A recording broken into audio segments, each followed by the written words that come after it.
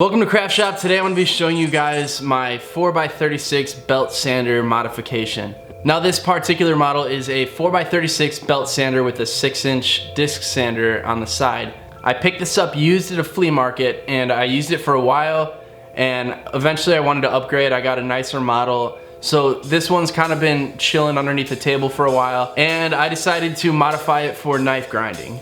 Alright, so this is what the tool looks like off the bat. This is my new one. It's very similar to the last one I had. Not the exact same model, but I got a new one because the other one was used and it was pretty banged up. So this one's a lot nicer. What you've got is a 4x36 belt on the top, and this arm right here flips up vertically. You guys have probably seen this, so that you can use it for specific jobs that require a vertical belt, but you've also got a disc sander on the side, which is nice. So now I want to show you my 1x30 belt sander. Alright, so this is my 1x30 belt sander. This is kind of an entry-level knife grinding machine. So this is actually the second one I've owned. I had one originally from Harbor Freight that cramped out on me, and then I got this model from Dremel. I actually got this from my neighbor a while back. And this is nice for smaller knives, but anything larger, it really takes a long time and you go through a lot of belts because the belts are so small. So as a lot of people become more serious about knife making, they upgrade to 2x72 belt sanders, which are really nice. You can kind of modify it to your liking, changing out the contact wheels and whatnot. But they are pretty expensive if you want to get a really good one, and I just don't really have the budget for it right now, so I decided to modify my old 4x36.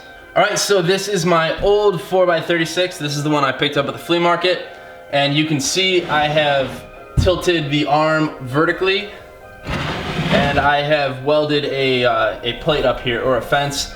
This is what I use to slide my knife across when I do the bevels, and it's a wide enough and flat enough surface that I'm able to use jigs on here as well.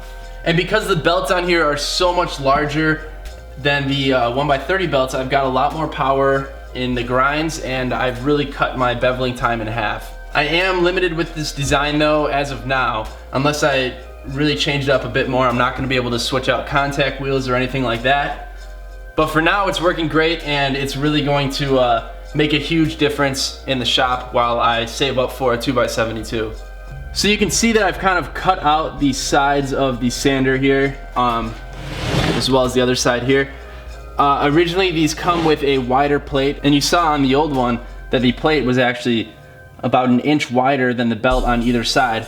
And the disadvantage of a wider plate is that if you're trying to start a precise plunge line in a specific area on a knife, you can't really easily get up to that corner of the belt to start right there, because your knife is rubbing on the actual corner of the plate, which is over here. So I cut out the sides, and I'll take the belt off really quick. I actually welded a new plate on here as well to the exact width of the belt, mainly because the plate that was originally back here was really bowed. It was sunk in because whoever had used this belt grinder before me when I got it went really heavy in the center of the plate when they were sanding, so it just kind of developed a bow. So I put a plate on here. It's nice and flat, and it's squared up really nice with the grinding plate down here.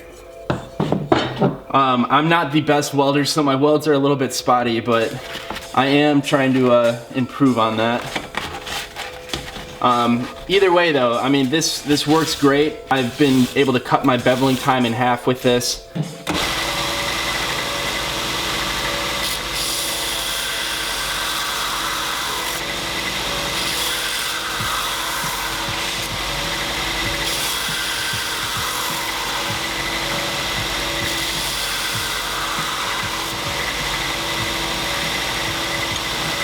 So here are the grinders side by side for comparison. You can see right off the bat that the 4x36 is going to be much more powerful, and it's really going to blow through those bevels a lot faster than the 1x30. So I'm really happy with this modification I ended up making. It took me about a day to figure out exactly all the cuts I had to make and where to weld the fence. And now that it's all done, I'm really happy that I actually took the time to do this. I just did this with some scrap steel that I had. It didn't really cost me anything to do this at all. So I just wanted to show this to you guys. Sorry I didn't film it step by step, but I hope you get the idea and kind of understand the gist of what I did.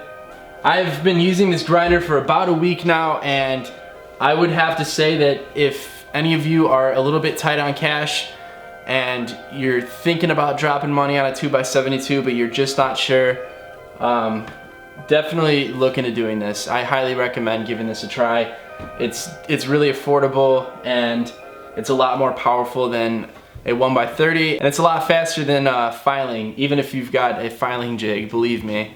Well, thank you guys so much for watching. That was just a quick look at my 4x36 modification. I haven't seen anybody do this. Before I started, I was looking at forums and checking out YouTube to see if I could kind of get any guidance on this modification, but I didn't find anything. So I doubt I'm the first one to do it. I might be the first one to do a video on it. Hopefully this will inspire you to try doing this yourself. It definitely is a workhorse, and I wish I would have done this earlier. Don't forget to like and subscribe, and leave any comments down below. If you have any questions or tips, ways for me to improve the modification, I'd love to hear them.